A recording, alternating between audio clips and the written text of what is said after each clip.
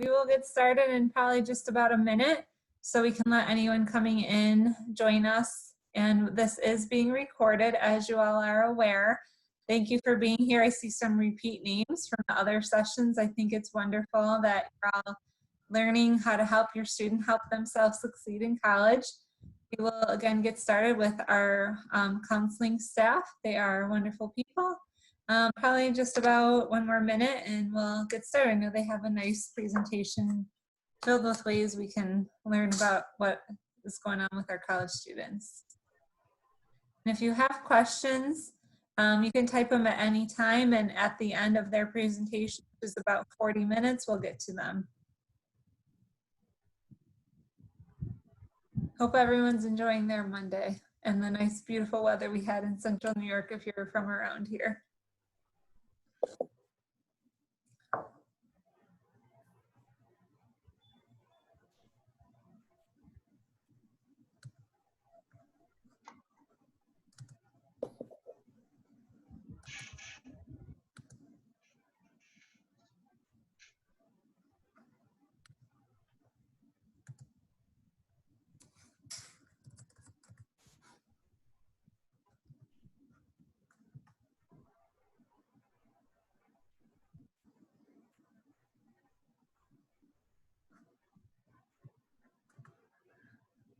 All right, we will get started. As you all know, might know, my name is Laura Crandall, and I am the Director of Student Involvement and Leadership. My pronouns are she, her, hers, and I'm here today to facilitate our conversation with our counseling services staff. So joining me today is the Director, Ruth Larson, and staff therapist, Maggie McCurdy. Wow, I'm saying McCurdy. Yeah, you're almost there. It's late. Forgot the D. All right.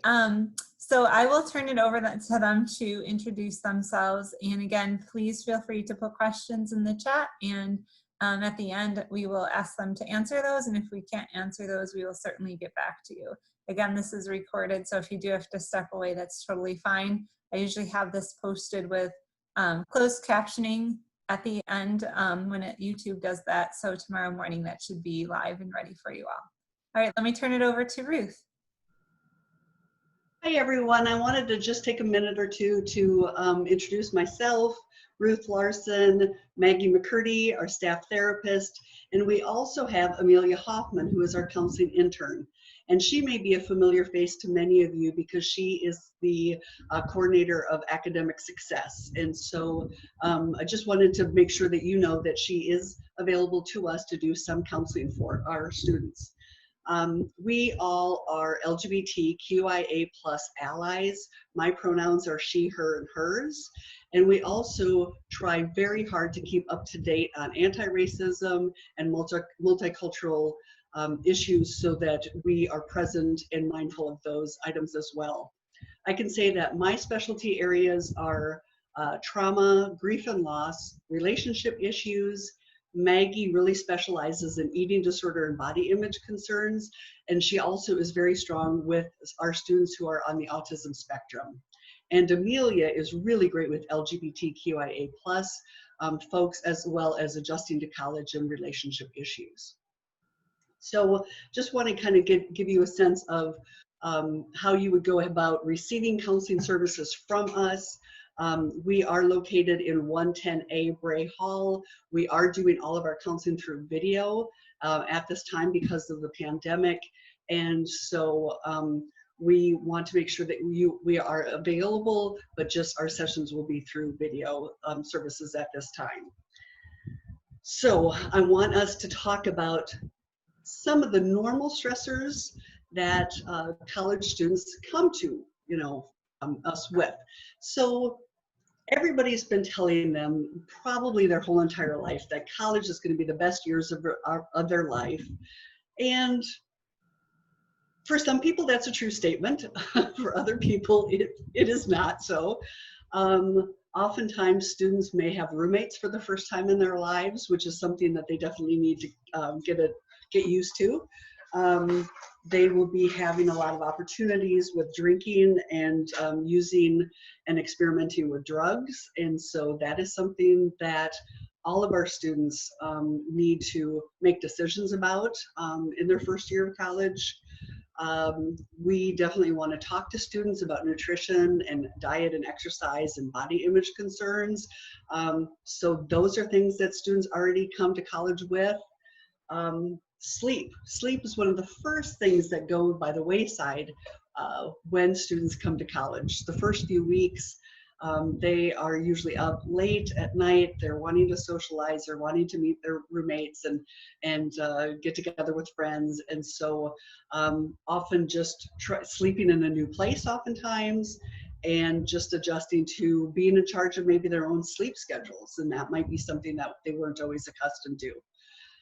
Some students experience homesickness, other students don't. And so that is just something that I think usually goes through the minds of most first-year college students. Money concerns. So this may be the first time in a student's life that they are in charge of their own money, their own finances, budgeting, and those kinds of things. So it's important that, we'll talk about later, trying to send them off to college with some of these, being ready and mindful about some of these things. Definitely something that all first-year college students need to talk and make decisions about is consent, assertiveness, boundaries, sexuality, and all of those kinds of things. And so that is something that our students are grappling with. And then prioritization and management. So ESF is a difficult school. Your students obviously must be very smart. We are not a 100% acceptance rate school. And so they are going to be having to manage their time far better than they ever did in high school. And they're going to need to be organized. In high school, oftentimes faculty members would have reminded them of long-term projects, and college professors don't. They may tell a student about something in the syllabus the first week of class and never mention it again until a week before it's due. So that kind of organization is going to be really, really important to the students. So I'm going to let Maggie talk about why students come into counseling. Hi everyone, Maggie here, and I'm going to apologize in advance that I might mute myself when I'm not talking because I do have two very noisy dogs in my home, and so while I am talking, you might hear them in the background, and I'll apologize in advance for that. So students come to counseling for a variety of reasons. Adjusting to college and homesickness is obviously a very large part of that. Our transfer students have a different experience with that, so we acknowledge that students that aren't necessarily first year in the traditional sense, but are transfer students and their first year is at ESF this year, that can be a very isolating experience. So students trying to figure out the transfer process and form a sense of identity within our campus community, that can definitely be a reason to seek counseling and support for that. Students come to us for academic concerns, and while we do have academic supports on campus, we can provide stress management related to coping with academic stressors, helping them understand their limitations and set goals for them, and then also referring them over to different academic support institutions that could be a good collaborator with us. Obviously, depression and anxiety are pretty common for many people. Most people will experience some low levels of either of these things throughout the course of their life. And during a time of transition, that absolutely can be prevalent. Right now with COVID-19 issues, depression and anxiety are certainly on the rise, partially due to the complete change of the normal that we used to experience, and then also due to sense of isolation. So counseling can help alleviate some of that through processing and coming up with solutions to reduce isolation. We also work with individuals with relationship issues, grief and loss, and LGBTQIA+ concerns. As Ruth said earlier, we count ourselves as allies, and we are always learning and growing, and we want to support our students who might be of a marginalized population on campus. So we also work with students who are experiencing racial oppression or other areas of oppression, such as sexism. So we try to support our students in that way as well, and that might be a very common reason for them seeking support for counseling given our current cultural climate. As Ruth said earlier, I do work with students who have eating disorders and body image issues. We also have alcohol and substance use and abuse issues presented to us that we can work with students on, as well as trauma and other issues. So that could be familial issues, whether that is missing family or conflict with family. That could be friend issues, whether that's friends that they've made currently or friends from home. So students come to counseling for a variety of reasons. And just to stress this, while we do have our specialty areas, we are generalists. So what we value is a good fit as a therapist. So when your student comes to us, we make sure to have a good rapport and a good fit first, and then we take a look at where our strengths are as counselors and what your student needs. So I just wanted to put that out there as well. So confidentiality is our utmost priority.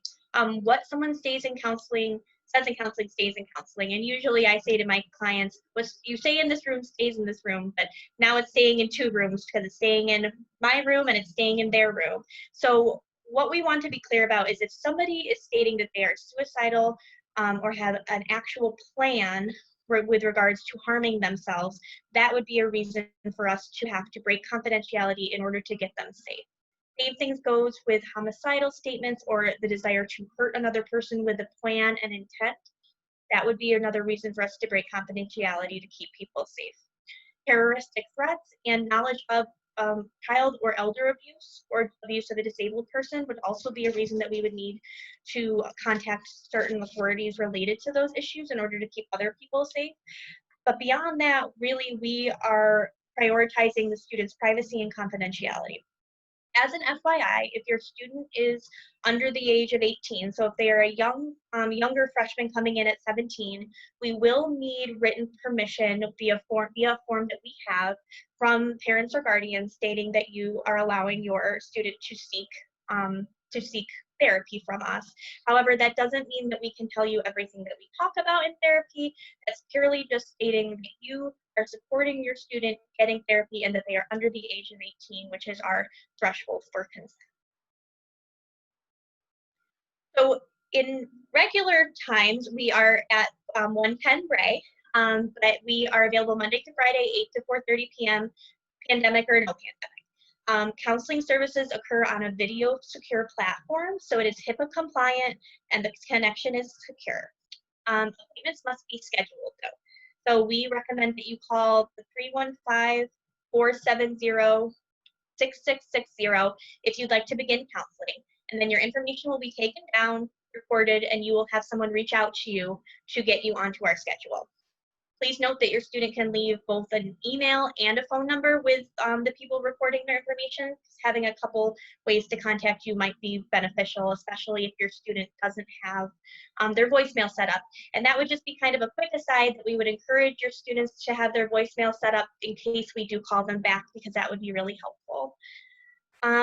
Notice that we have a crisis line, so it is our main line. So it is answered 24/7, 7 days a week, 365 days out of the year to provide support for students in crisis. So please do not hesitate to give our number 315-470-4716 to your student as a crisis line as well, given the support that we have 24/7. I would like to say that when we think about virtual counseling, it's important to think about security and safety in location. So we encourage all of our clients to be in a room or space by themselves. So that could be their bedroom, that could be their car, but we will require them to give us their current address and their current phone number in case there is a safety risk. So please note that that is an important part of the counseling process. And while we're happy to have students sit in their cars if they don't feel comfortable in their homes talking, we will need to have the address again just for safety concerns.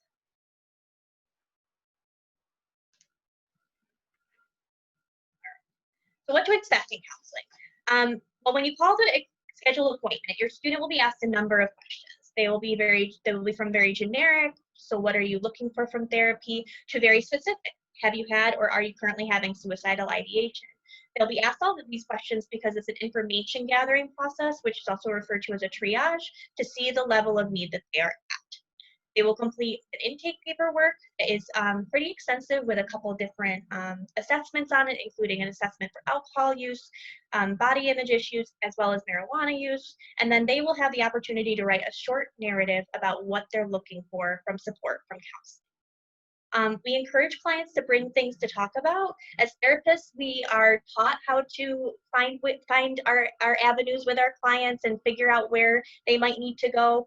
But it's important for your students to come to counseling with intentionality and to be able to say, this is what I want to work on today and in general. And creating goals for counseling is part of the therapeutic rapport building process as well. So we will help them with that too. Sometimes students are given homework, which we know they have plenty of at ESF, but usually this is more self-care related or reflection related. So we will sometimes give students guidance on what to do outside of therapy to keep up the therapeutic work. And if necessary, give it on your students' need, the ability for them to use their insurance, and our own abilities as counselors, we may offer them referrals. Thank you very much, Maggie. And I just want to add that we do have a very good list of counselors in our community within 2 miles of the college who we like to work with in terms of referring someone. Sometimes we have students who want or need longer term counseling than what we're able to provide. And so it's nice to be able to have counselors out in the community that we can refer them to. We do work on relatively short term model. So I hate to put a number down because I don't ever want a number to be like written in stone, but we have about 6 sessions a semester that we can see a student. So you can see that we're not set up to do weekly counseling with a student for the entirety of their college stay, but we do want to offer support, and we do tend to work in a more solution-focused fashion. So we do want to help people identify their strengths and how to get out of certain situations, but we're not kind of set up to do like deep trauma work or some more longer intense type work. So how can counseling help? So obviously we're in the field, so we believe that people can change, and I think that most people want to be the best person that they can be, and I think in our society it can be hard to balance physical health with mental health, with students who are focusing on their schoolwork and trying to make friends. There's just a lot of things that are pulling at their time and their attention. And so what we can do is we can often offer that, kind of unbiased third party opinion or way of viewing a situation that I know that sometimes when we're in a situation, it feels like we're in it and we can't see kind of past it or out or through it. And so meeting with somebody who can really see kind of the big picture can be very helpful. We always want to help students be able to set boundaries and improve their communication and improve their emotion regulation, anger management. We like to work with students on those kinds of things about like, hey, this is causing me problems in my life and I want to make that better. I want to change some of those old habits. So I think that we can be really helpful with that. And identifying good self-care skills that I think that it's important for us to be able to work hard towards a goal, and then when we get to that goal, we can maybe reward ourselves and maybe take a small break and hit the reset button, and then we can charge forward towards that next goal. And so we try to help people learn how to take breaks so they don't quit. And helping students, we find that we often want to help students with resilience. Resilience is that ability to kind of bounce back after something bad happens. And we're right there at the schedule in the academic calendar for students to be having first tests and getting their grades back and having that, oh, holy cow moment of, I went through high school and I got these kind of grades and I was expecting this in college. And they may find that the workload is much harder here. Faculty and professors expect a lot from our students, and so they may need to adjust to what kind of grades or what they were expecting to have at college. So we want to help people with all of these different things that our students come to us with. So hopefully we can help that. I find a lot of students come to me with their list of things that they don't like about themselves. I'm to this, I'm to that, I'm not enough this, I'm not enough that. And my goal as a counselor is to at least get, the list of, these are my weaknesses, but these are my strengths. And being solution focused means like really having someone know their strengths. So when they get into a tough time, they can pull those strengths out, and some of those strengths are, they're hardworking, they're determined, they know their resources, they can ask for help, those kinds of things. And so pulling on their strengths to help them overcome some of the hurdles that they've come across in their first year of college. Okay, so why don't students reach out for help? The same reason why many adults don't reach out for help. I will say that I grew up in a Scandinavian farming community in rural Minnesota, and there wasn't a counselor. There was no counselor. And so just, people come from places that maybe don't have access to counselors, or, counselors were not identified as some place that they could, people could go to and ask for help.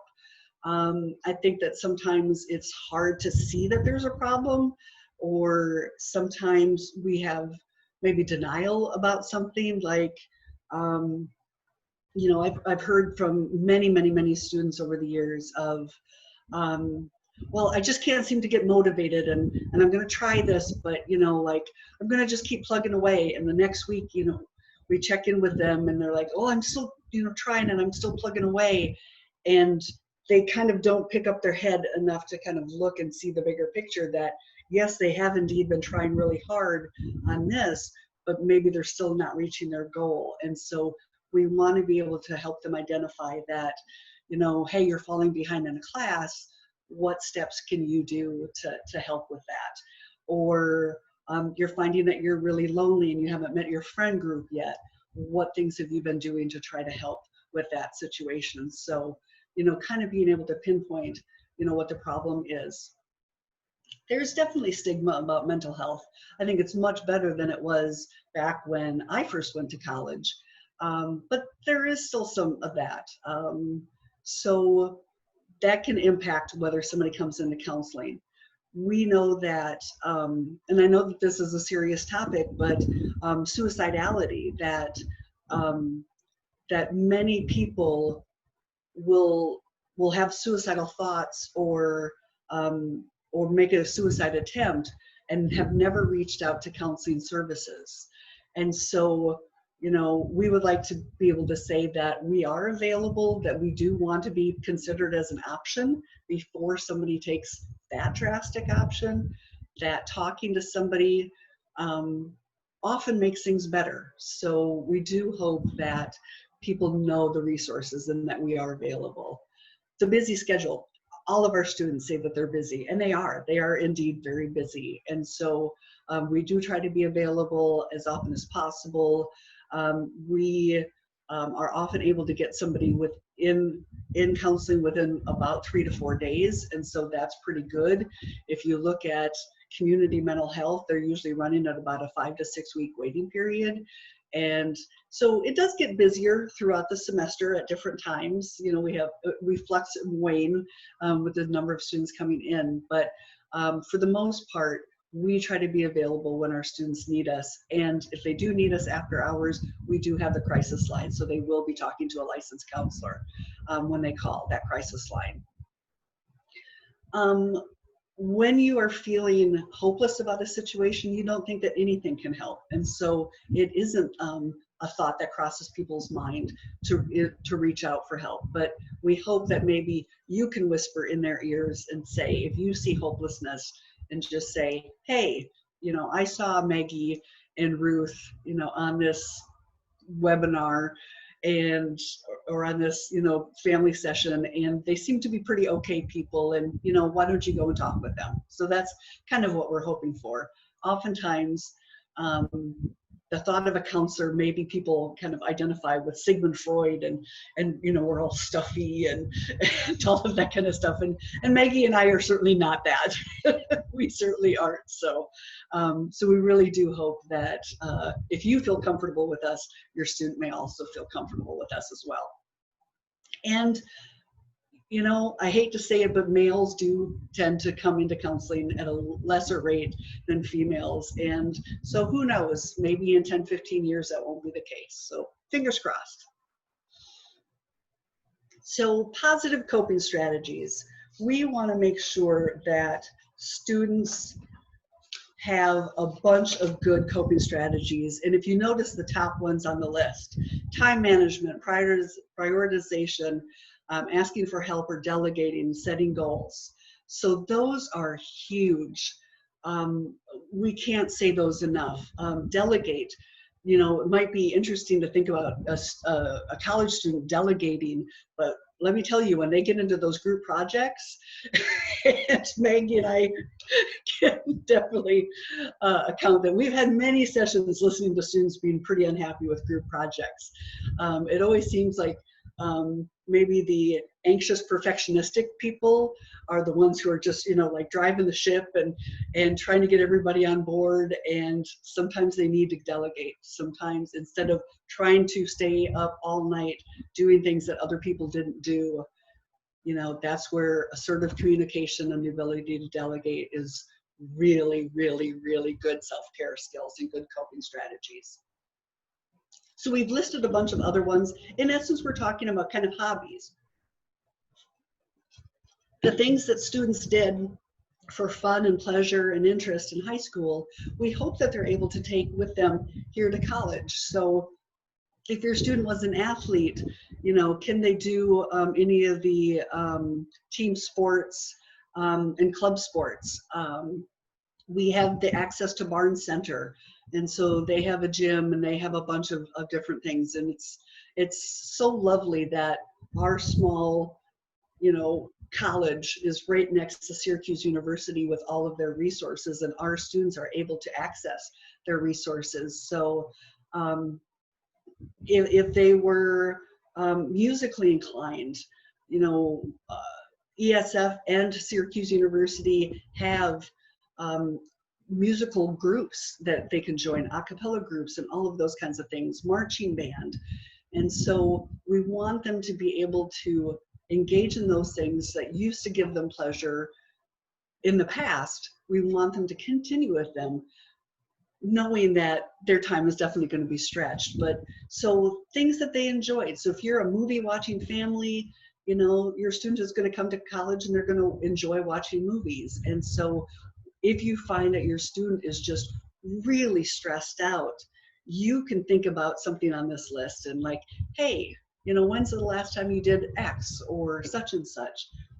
And just remind them of some of their coping skills, some of the things that they do that helps them hit the reset button, because they're going to need it. They're definitely going to need it. So we've included just a bunch of things here. There are artistic people, there are creative people, musical, athletic, spiritual people, people who volunteer. And so we definitely have students who volunteer at the cat shelter and other animal shelters. So please, please, please let them know that we are hoping that they stay healthy by engaging in any of these. Now the other list, the negative coping strategies. So any negative coping strategies your student had before they came to ESF, they brought those with them as well. So one thing that I see a lot is withdrawing and isolating from friends.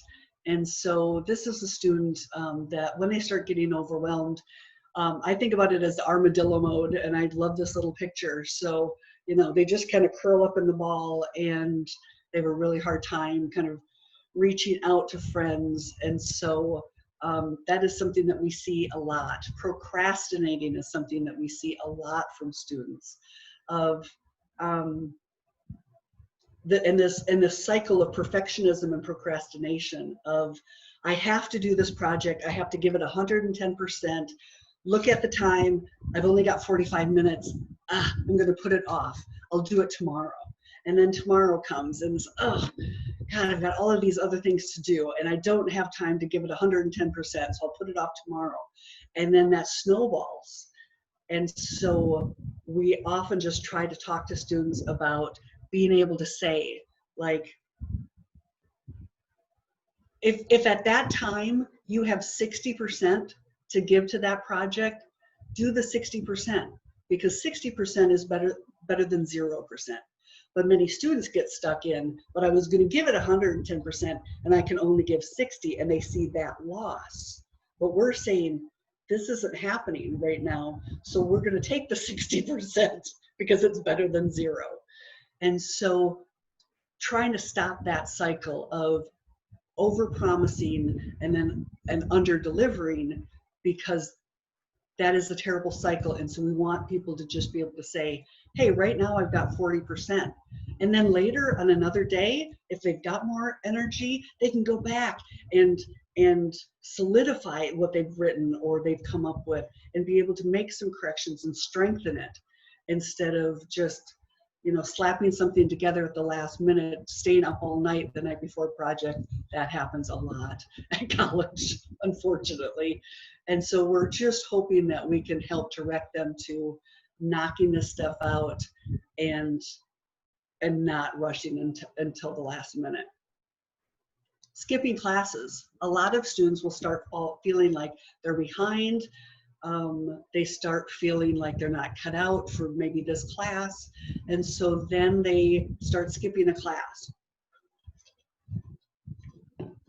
And I can almost hear parents, I can't see any parents, but I can almost hear parents say, no, that's the worst thing that they can do. and we agree. And so what we often suggest students to do is just, you know, contact their faculty, their professor, and just say, hey, I'm struggling in this class. What do you suggest? They, you know, faculty members have open hours, open office hours. There are TAs in classes, and the TAs are very, very helpful in helping a student. We have academic success. We have the tutors that can help students. We have writing labs. We have math clinics. We have so many public speaking labs. So we have so many resources for students. But skipping the class and kind of burying the head in the sand is definitely not the best route. Again, we talked about sleep. Sleep often is the first thing to fall off of this balancing act that students are trying to do. And so we've done, in counseling services, we did a kind of a videoed webinar on the anatomy of an all-nighter. So, you know, if a student has to do an all-nighter, we give tips and tricks on how to make the best out of that. But we do really want students to not do that. We want them to be able to really think of it as a marathon instead of a bunch of, you know, sprint races. So we hope that your encouragement can help them get that sleep that they need. We have students who hook up at college, and so that is kind of part of the culture. And so I think it's important for students to have conversations with their families about that and about you know, what they want out of those. And we always talk about having consent and communication between two people, because if one person thinks of it this as a hookup and another one person thinks of it as a relationship, that's not a good match, and that's where some difficulties can happen. So just randomly hooking up with people is sometimes a kind of escapism of like, I've got a lot of feelings going on and I just kind of want to numb those out. And so anything that we do to kind of numb things, you know, hopefully that can be kind of a trigger of like, okay, what am I trying to numb and how best can I take care of that? So other ways that people can numb is food. So restricting food or eating too much food can kind of be a way that people can numb. Alcohol, drugs is definitely another way that people try to numb out their feelings. We do have students on our campus who engage in self-harm behaviors, cutting, burning, those kinds of things. I know that that's another pretty sensitive topic, but that's often a person's way of either trying to numb their pain or to turn their emotional pain into more physical pain so that they can manage it better. And so we in counseling services have experience and are comfortable working with that. So we want our students to be able to have pain and be able to talk about it, get it out of their systems in more functional ways than some of these, and especially the suicidal thoughts. So we want students to be able to hopefully talk to their friends, talk to their family members, talk to their professors, coaches, teachers, mentors, us, whoever it is, so they don't engage in some of these negative coping strategies. Meg is going to talk to us about more about self-care techniques for your student. Well, one of the most important things that you can do for your student is attending these types of sessions. I mean, understanding the resources out there, while your students are going to be exposed to them, it's really important too for you as supportive parents or guardians or just grown-ups in their lives that you understand what resources are available to them as well. So knowing the resources is the first step, and so you are already doing that by being here. Helping them set realistic goals. As Ruth mentioned earlier on, sometimes there can be this expectation that college is either going to be the greatest social time of my life or academically I'm going to thrive and succeed. And hopefully those things do happen, but they won't happen all the time for everyone. So there will be times when they don't happen even for the most social or most academically engaged student. So helping them set goals for where they're at is really important. Again, encouraging adequate sleep. And adequate is it's subjective, right? So adequate could mean that they go from going to bed at 3 a.m. to going to bed at 1. And that's an okay, realistic goal to set, and that will get them closer to adequate sleep. One of the things I do want to mention about negative coping strategies is those are technically coping strategies, right? They're maladaptive, but they are coping. So trying to validate the fact that if your student is engaging in maladaptive coping strategies, they're at least trying to cope, so they have the ability to learn to cope differently. So that's kind of where we go with in therapy with them. So if they're not sleeping enough, there is a way to shift that slowly and realistically. Being mindful of screen time, which I think being mindful of what kind of screen time, right? So understanding that a lot of us are on screens all day right now, and that is just the way life is, but what kind of information is your child or is your student consuming? What kind of information are they engaging with when they're not learning or talking with friends? Trying to be mindful of that kind of a situation with screen time. In non-pandemic times, it is important to get out in nature and get away from screens, but right now that might be a little bit more difficult. So that is an important piece of this as well. Reminding them to stop and breathe without maybe using that exact language, right? So we want to encourage our students to slow down. It's not just about the breathing will make everything better. It's going to give them more control. So encouraging them to slow down, both with themselves, with their social life, just kind of taking a step back and assessing what needs to be next as opposed to what they feel is expected of them. Suggest that they spend time in nature. I do see that a question just popped up about nature walks, so hopefully we'll have an answer about that. But luckily, ESF has quite a lot of nature within its campus. I feel that we are this little oasis in the middle of the city. And so encouraging them even to just take a walk around campus at a safe hour and just breathe in and notice birds and notice the squirrels that are in abundance at our little campus, and just kind of it's a slowing down thing, right? So school can feel very frantic, socialization can feel very fast, so the slowing down piece is really important for them. And trying to encourage them to not only do one good thing a day, but acknowledge that one good or healthy thing a day. Step back and say, what was the highlight of this day for me as a person individually? And reminding them to take regular breaks, whatever that means. That might mean a day, and again, we don't want them skipping classes, but the reality is that sometimes happens. Or a break is simply, I'm not going out on Friday night with my friends because I want to focus on my self-care on Saturday. So those kinds of breaks are what we're looking for our students and what we would encourage all of you to talk to them about. And lastly, advice for supporting your student. I'm thinking back to my own college experience, and I remember very clearly kicking both of my parents out of my dorm after they dropped me off and were sobbing because I was so ready to move on with my life. And then a week later, I called them sobbing because I was not as ready to move on with my life as I thought. So kind of acknowledging that there is an ebb and flow now to this relationship. They are becoming adults, but they still need you. So it's a dance that all of you are going to have together, them becoming an adult from a child and you realizing that your child is becoming an adult. So having that relationship with them, but also acknowledging that they are still going to need you at times. And that doesn't mean that they're not doing okay. It just means that you formed a bond with them that is important to them still as a maturing adult. Again, ESF is really rigorous. Their grades will not be the same as high school. And that's okay. That's really okay. What we're looking for here is learning to get a mastery of skills, not having the mastery at the minute they arrive. So that kind of reminder is important as well. The graduating senior class of 2020 for high school, this has been a wild ride. Any college student, our seniors that graduated, our juniors that are looking ahead to their senior year, this is, I hate the word unprecedented because it's used so often, but it's true. It's so unprecedented and so scary and wild of a time that the stress levels and the coping skills or the maladaptive coping skills might be different than what they would be if we were able to have regular in-person classes, in-person connections, all of the above. So acknowledge that and think about the fact that they are part of history in a really unfortunate way and that contributes to their.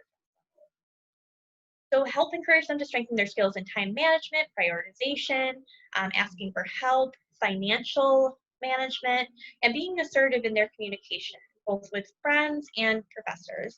And I know that there's a power dynamic sometimes between students and professors, but asking for help is a way to assert what you need. And they are always allowed to ask for help from their professors. And discuss how often would be a good amount of time to talk with your student. Is the expectation or your relationship every day? Would you just want to make sure they're alive once a week?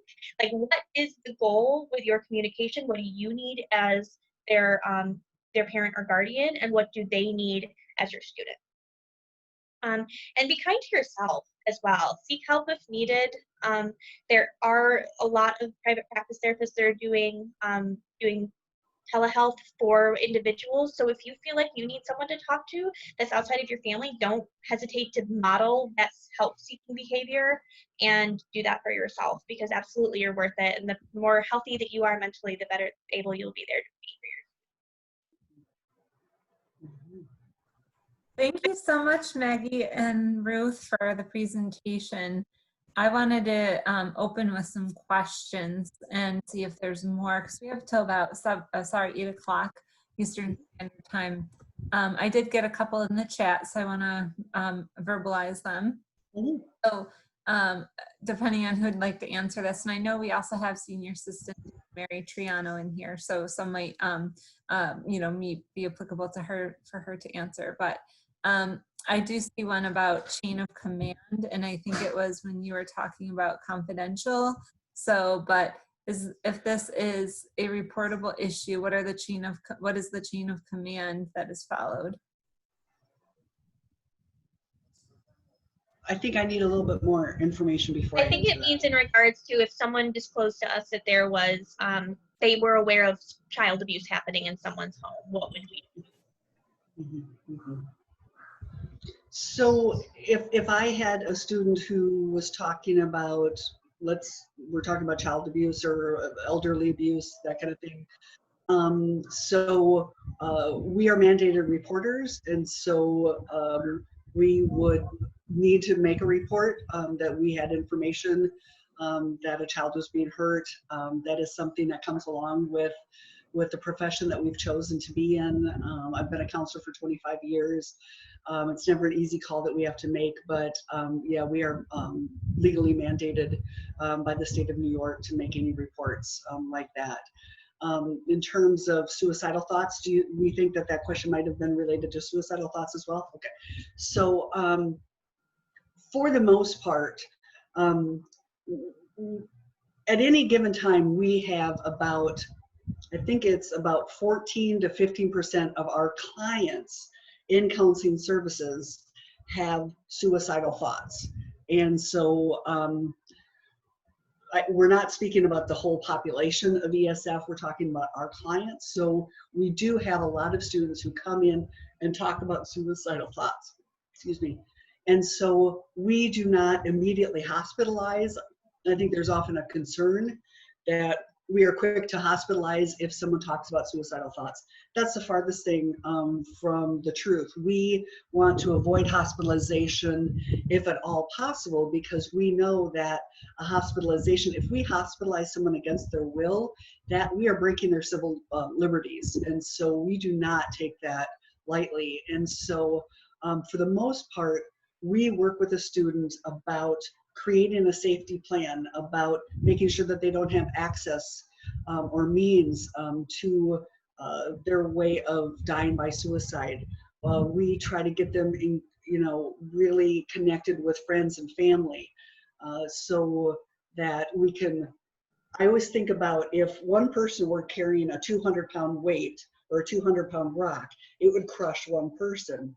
But if a bunch of people who love and support that person, we're all helping hold that 200-pound rock, nobody's going to get crushed. And so our goal is always to make sure that students are safe and that they are connected to support groups and support systems. And so I've been a counselor for 25 years. Only 3 times in my profession have I had to hospitalize someone against their will because of suicidality, and it was very difficult. It was a very difficult decision. And but for the most of the time, when we are talking with a student and we can't get them to create a safety plan, we talk about, like, how are we going to keep you safe? And then the conversation turns to hospitalization, but they're making that choice because they know that they're unable to keep themselves safe without that. And so we always try to go for voluntary hospitalizations versus involuntary. Okay, thank you so much for answering that. And hopefully the person who asked that answered the question that you had.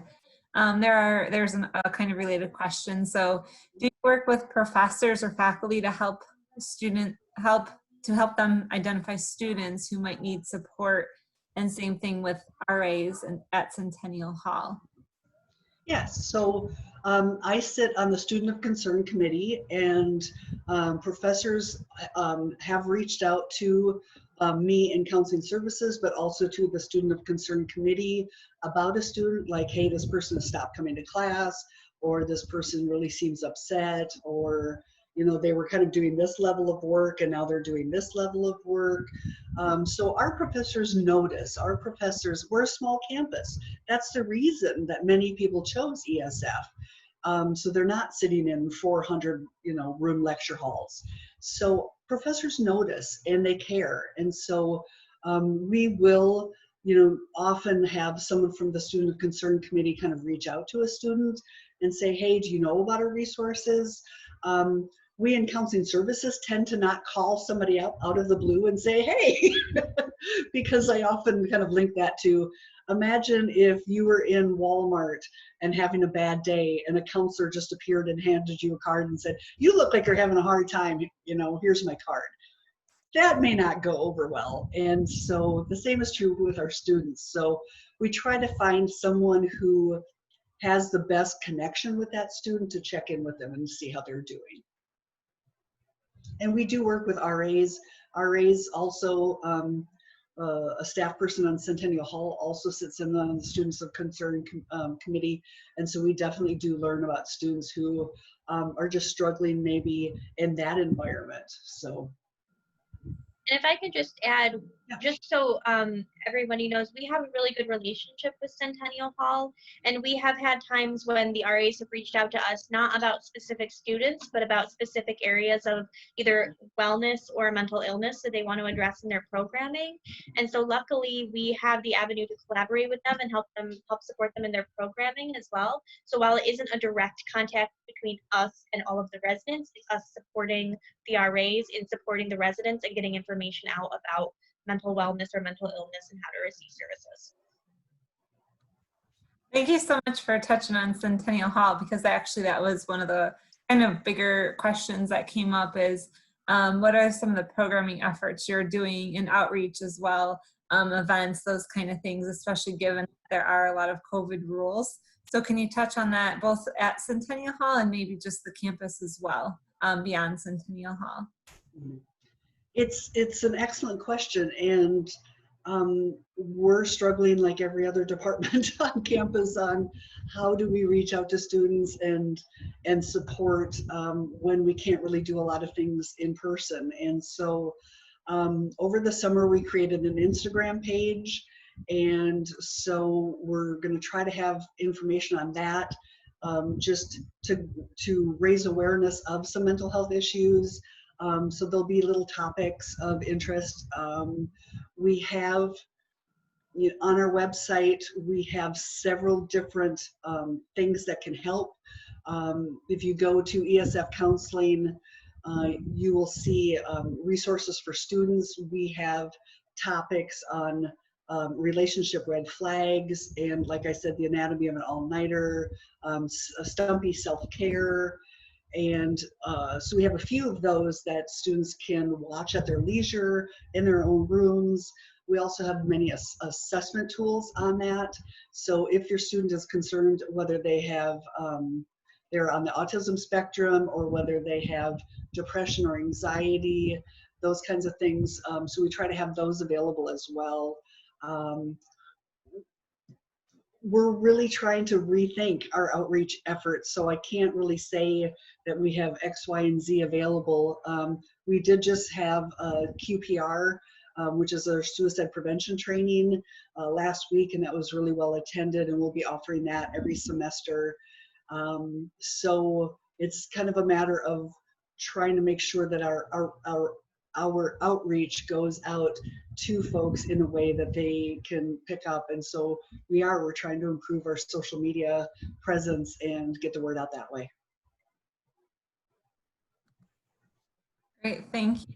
I know that there is also training that happens as well as events that you all do, and so the best way is to probably read their emails, right? Correct? And OPS Ops, which comes out every Monday morning at noon, that our staff facilitates. So so there's information out there too. I do want to, there's a question that came in about students of concern, and I do know that Mary Triano is here if she'd like to just say a couple words quickly too. I know that there's not too much time, but I do want to make sure we get to all the questions. So again, if you haven't asked your question, just feel free to put it in the chat, or you can obviously private message and I could share it over to our counseling staff. But if y'all want to also go to your contact page too, that might help with contact information and the counseling number too. So can you touch on kind of the Student of Concern Committee and who is on it? Yes, so it is myself from Counseling Services. We have Savan from Centennial Hall, Mary Triano, who is the Assistant Dean for Student Affairs and Student Support. We have Anthony Shafalo, who is our Coordinator of Student Conduct, and Amelia Hoffman, who is our Academic Success. So Amelia brings to the table students who are maybe falling behind in their classes, those kinds of concerns. So I think that we've got a really good heads at the table, so we can really talk about how to best get services and support and resources to our students. Okay, great. Thank you so much.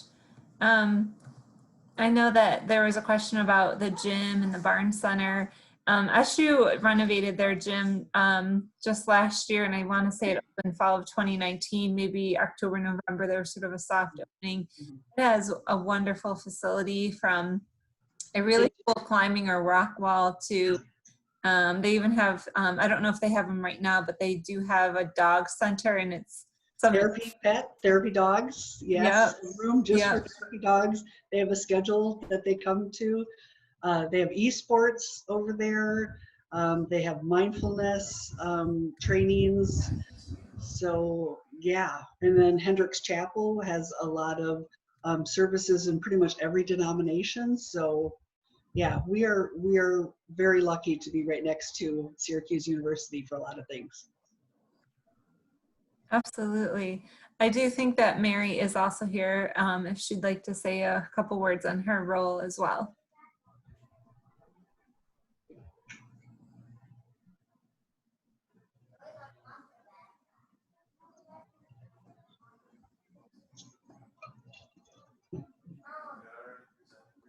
Okay, there might be some technical issues here.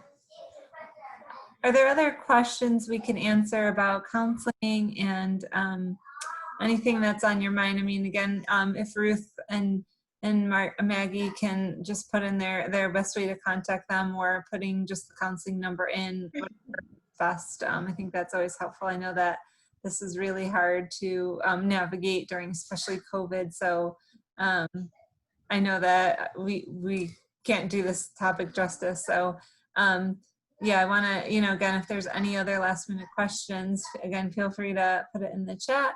Or I must say thank you for the switch walks. My daughter does enjoy them, so thank you for that too. And to be honest, I don't know how to add my name and email address to the chat, so I'll just say I'll do it for you, Ruth. Thank you. I'll say it out loud. R. Larson, RLARSON @ESF.edu is the best way to reach me. So I think we're working out of our home and out of the office, so we're taking turns being in the office. So I'm calling from my home and Maggie is calling from her home. So email is always best, because otherwise you'll have to leave a message on our home or on our work phones, and we'll have to take those. So email is always very good. And if I could have the Maggie and Ruth with any top advice you tend to give to our college students, or to even a family of a college student, just as we wrap up. Go for it, Maggie. Advice. Honestly, I would just say, I think being kind is a little bit trite right now, but I do think it's really advisable. I think we all need to be kind to the people that are around us. We need to be kind to ourselves. We need to be patient with ourselves. And if you are finding your student being unkind to themselves or not patient with themselves, then counseling is certainly here to help. And I could just say, sleep solves a lot of things. So I can't say it enough. Sleep, sleep, sleep. And I do see Mary is here now, and it looks like maybe unmuted. So Mary, if you want to end with a couple of comments on your role and advice as well. Thank you again. Sorry about that, everyone. My name is Mary Triano, and I'm one of the senior assistant deans at ESF. My work specifically is around student support and student advocacy, and so it's many times that I will hear directly from faculty, from staff, if they have any concerns. Students will sometimes come and find their way into my office with questions, not sure how to navigate ESF, not sure how to navigate this system and how the college works. And so my job is to kind of sit down and talk with them, make sure that they're aware of all of their options, all of the resources available, working really closely sometimes with counseling services to help a student find their way to their office. And so if you are concerned about your student and want to call, this is I would say my office is absolutely a place where you can feel very comfortable knowing that we'll sit, we'll talk, we'll kind of identify what are the options, so they can make the most informed decision that they can. So I apologize, I was having horrible technical difficulties just kind of connecting in this evening, but I heard a good portion of the presentation, and am very confident in the information that Maggie and Ruth both shared with you both this evening. So thank you for your time. Thank you again so much. And again, all of the contact info have been shared in the chat. So I do want to thank you very much for everyone for being here. And next week we have a session on sustainability. So more just a fun session on if you want to learn ways in which ESF is being more sustainable and reducing their carbon footprint, or ways that you can do it at your home. I'm an ESF alum, and we literally just had solar panels put on So it's kind of fun to have that and see our energy change and our power. So I have no idea how they work, of course, because they just came in yesterday. But and then the following session on Monday, October 13th is on housing. So again, the next 2 Mondays, and then we'll sneak in a session on first year faculty, just talking about kind of what they do, advice again, just a name face. So was there any more comments? I think I hear someone chatting, but I want to make sure, again, all of your questions have been answered and everyone feels okay. And welcome to ESF. We're happy you chose us.